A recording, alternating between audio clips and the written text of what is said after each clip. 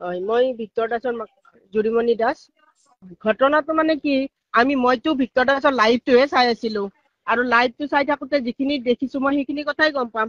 তাত অকল ভিক্টৰ দাসে চিঞৰ বাখৰ কৰিব যোৱা নাই, তাতে হাজাৰ হাজাৰ জনসাধাৰণ গৈছে। আৰু ভিক্টৰ দাসে উল্টাকে বুজাইছে যে পুলিচ প্ৰশাসন লগত থাকি আমি শান্তি বজাই ৰাখি কামখিনি কৰিব লাগিব।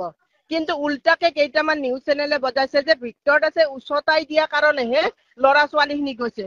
কিয় হেৰি পুলিচ প্ৰশাসন বা চৰকাৰে দেখা নাছিলে কি যে জুবিন গাৰ্গক যিদিনাখন মানে লৈ আহিছিলে তাতে হাজাৰ হাজাৰ জনতাই যে মানে চিঞৰ বাখৰ কৰি আছিলে জয় জুবিন দা বুলি বা জুবিন দাক ন্যায় লাগে বুলি। অকল ভিক্টৰ দাসে গৈছিল নেকি? বা আজি যিটো জাগাৰ পৰা ভিক্টৰ দাসক এৰেষ্ট কৰা হৈছে, এৰেষ্ট কৰিছে মানে লৈ আহা বুলি কৈছে। মই নাজানো এতিয়ালৈকে এৰেষ্ট কৰিছে নে কি নাজানো। কিন্তু কথাটো হৈছে কি, ভিক্টৰ দাসক নিউজত কিন্তু বজাই আছে এৰেষ্ট কৰা বুলি। যদি সঁচাকে ভিক্টৰ দাসক এৰেষ্ট কৰিছে, সেইখিনি জাগাত মানে ধীৰেন পাৰা জাগাখিনিত অকল ভিক্টৰ দাসে নাছিলে, তাতে বিভিন্ন ধৰণৰ মানে মানুহ আছিলে।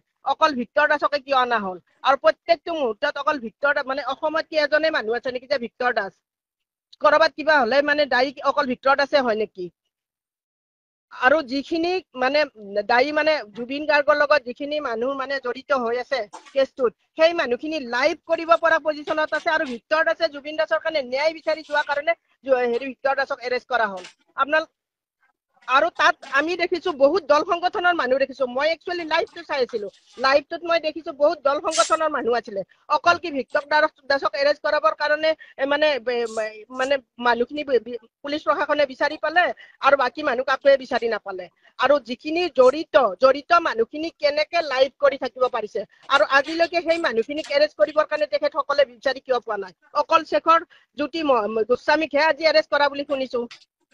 গতিকে আপোনালোকে সেইখিনি বিচাৰ আপোনালোকৰ হাতত এৰি দিছো, অসমবাসী ৰাইজৰ হাতত এৰি দিছো। ভিক্টৰ বৰ্তমান ক'ত আছে ময়ো নাজানো। কোনোবাই কয় ভৰলু থানা, কোনোবাই কয় গড়চুক থানা।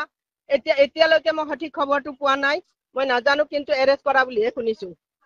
এইখিনিয়ে মোৰ মানে কি বিচাৰ, মই অসমবাসী ৰাইজ জনসাধাৰণ। আৰু তাত অকল ভিক্টৰ দাস উপস্থিত নাছিল। যদি তেখেতসকলে ইমান সাহস আছিলে গোটেইখিনি মানুহ উঠাই আনিব লাগিছিলে। তাত মতা মাইকী ল'ৰা ছোৱালী যিমানখিনি মানুহ আছিলে চবকে উঠাই আনিছিলে। আৰু ভিক্টৰ দাসৰ লাইভটো চালে বুজা যাব যে ভিক্টৰ দাসে সেই মুহূৰ্তত কি কৰি আছিলে।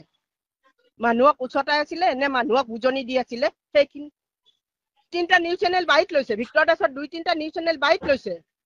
আৰু সেই বাইটটোত সেইটোৱে কৈছে কি যে আমি পুলিচ প্ৰশাসনৰ সহযোগত আমি ন্যায় বিচাৰিব লাগিব। এইখিনি স্পষ্টকে কোনোবা এটা নিউজ চেনেল মানে স্পষ্টকে সি বাইট দিছে যে আমি পুলিচ প্ৰশাসনৰ সহায় লৈ আমি ন্যায় বিচাৰিব লাগিব। আপুনি চাব। হয়, এইখিনিয়ে মোৰ ক'ব লগা। কাৰণ কিয় অকল ভিক্টৰ দাসে নহয়, যে মই বিচাৰখন অসমবাসী ৰাইজ আৰু